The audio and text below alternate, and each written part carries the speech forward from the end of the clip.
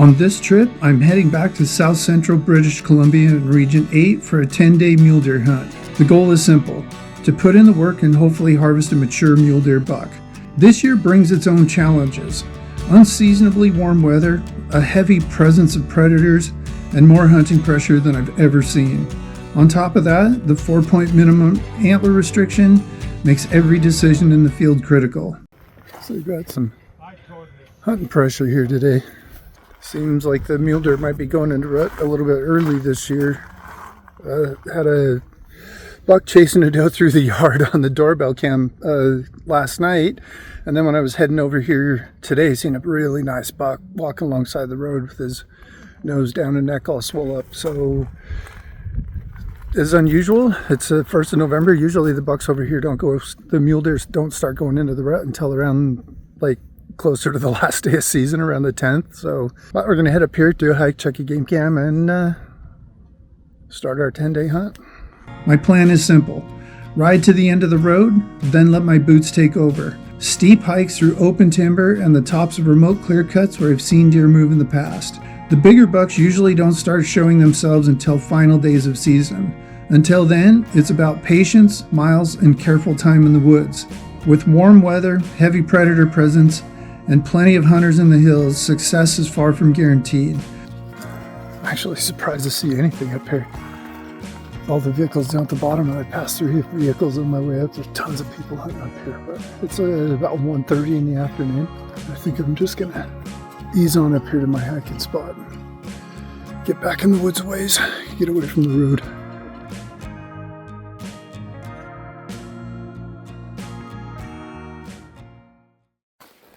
That's definitely a cougar. That is definitely a cougar. There's no claw marks at the end of the toes. If anything has the potential to push deer out of an area, it's the presence of large predators. Until this year, the number of predators in my mule deer spots has been minimal.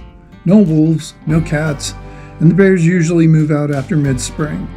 This year, there is a high number of all 3 big game predators. However, for the first time ever, I have been consistently catching big cats on my game cams and the occasional wolf. Things could be much different than I expected. I've had this cam up here for probably 5 or 6 weeks. I've been putting a cam over here for, 3 or 4 years now. The main trail's up behind me, but there's a trail that comes through right out here. They come up from down the steep stuff somewhere. My game cam must have malfunctioned. Oh, that breaks my heart. There's tracks all over out here. Damn it. You walked right in the tracks.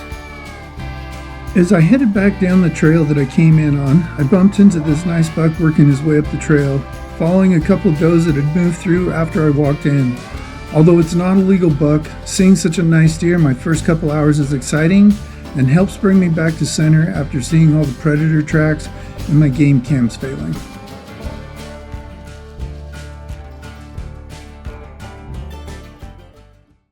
I wanted to get up early this morning, have a good breakfast, get all my stuff loaded back in the truck after hunting last night. Really surprised about last night. I seen way more deer than I thought I would. Seeing 13 all over the hillside. Came across that really nice big bodied 2x3 muley buck, and it's 4-point minimum here, so he's not legal, but really cool to see him. Looks like they're rutting. It's a little bit early for just being the 1st and 2nd of November yet. About a 40-minute drive up into the area I call the Highlands. There was mule deer moving around there earlier in the year, so just gonna go up and check, look at the game cams, see if there's anything moving up there. I know there's snow up there, so never hunted there this time of year before. The snow might push them out of there, so it'll be kind of interesting just to see.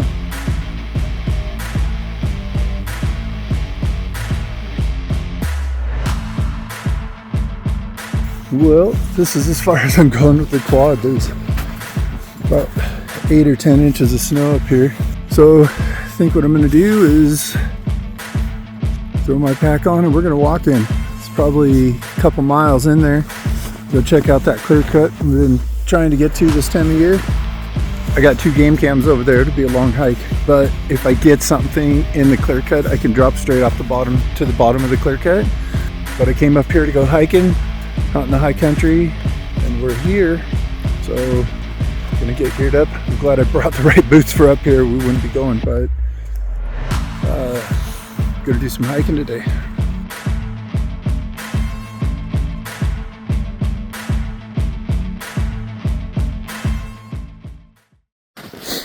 Finally, first set of deer tracks since I left the truck. It looks like a good-sized muley buck was wandering around in here. Man, there's some big critters up here. That thing is huge. Holy cow. Oh man. Finally got up here to where my game cam is. There's no tracks. And the snow's way deeper up here. Alright, let's see what's on this one. What you'll see in the game cam footage is classic rut behavior. For those that are unfamiliar, the rut is the mule deer's breeding season, a short window each fall when mature bucks abandon caution in pursuit of does. During this time, bucks travel consistently, covering ground in search of females that are ready to breed. When a buck finds a doe showing signs of estrus, his focus narrows completely. He'll shadow her movements, chase off rivals, and pay little attention to anything else around him. This footage captures that intensity. Bucks pushing hard, chasing does, and showing the single-minded drive that defines the rut. For hunters, these few weeks are the most exciting time of the year. With bucks distracted and on the move, the odds of encountering a mature deer are higher than any other time of the year. It's a fleeting opportunity, but it's also when the mountains can offer up a buck of a lifetime. There's a few tracks up here, and there's a couple places where the deer are concentrated, like down there on where they cross the creek. But I don't know if I read the sign wrong earlier this fall when I was up here. It looked like there was a lot of deer up here.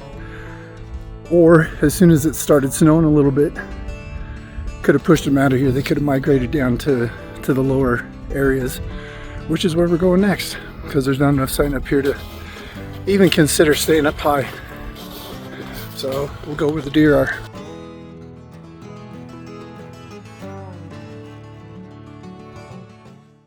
Day 3, just seen 3 does down below here. I drove up this skid trail here. They just stood there. They were super chill. I'm gonna go back here and then climb up this clear cut and go across the ridge and hit that trail. Just gonna still hunt today, so just gonna move super slow. It's about 2 miles to the top. Just gonna throw my pack on and do some hiking, see if we can find some antlers. I'm seeing immature bucks and does moving through. The sign doesn't quite match the season. It feels early, like the rut hasn't fully settled in. Still, seeing mature does gives me hope. If the does are here, eventually the mature bucks will start sniffing around.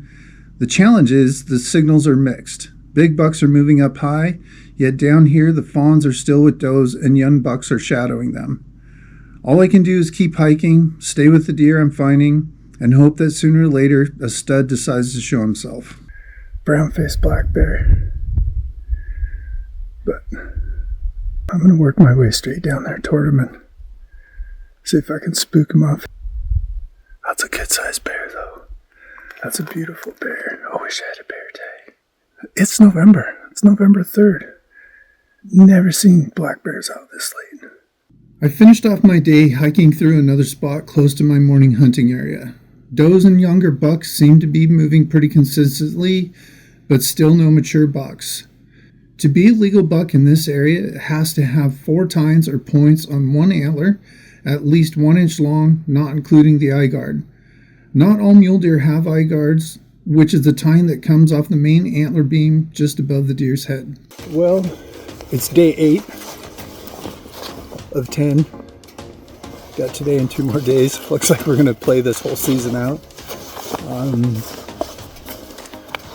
I am in a place I've never hunted before. This is the area that I call Bottleneck.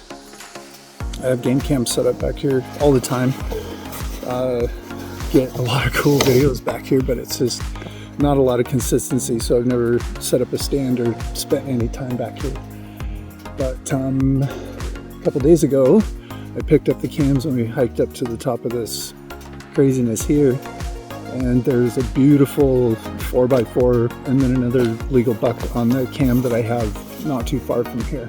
Anyways, I didn't have a better plan, so just throwing my pack on and we're hiking back through this nonsense here to get back where the timber opens up and then just start working the way up the hill.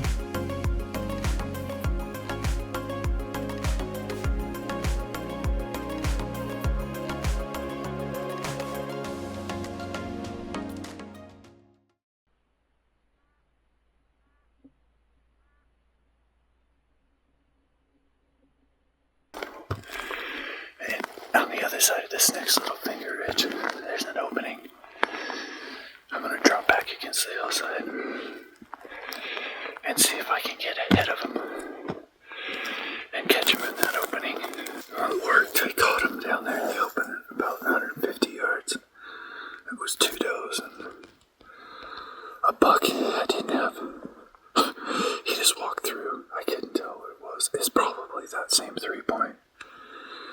After 10 days in the mountains, this hunt turned out to be one of the longest, hardest hunts of my life. I poured everything into it. Steep hikes into country far from the roads as I thought I could pack deer out. But as the days went on, the deer sign dwindled. Warm days and nights slowed their movements, and with each passing hour, the fear of heading home with an empty cooler grew heavier.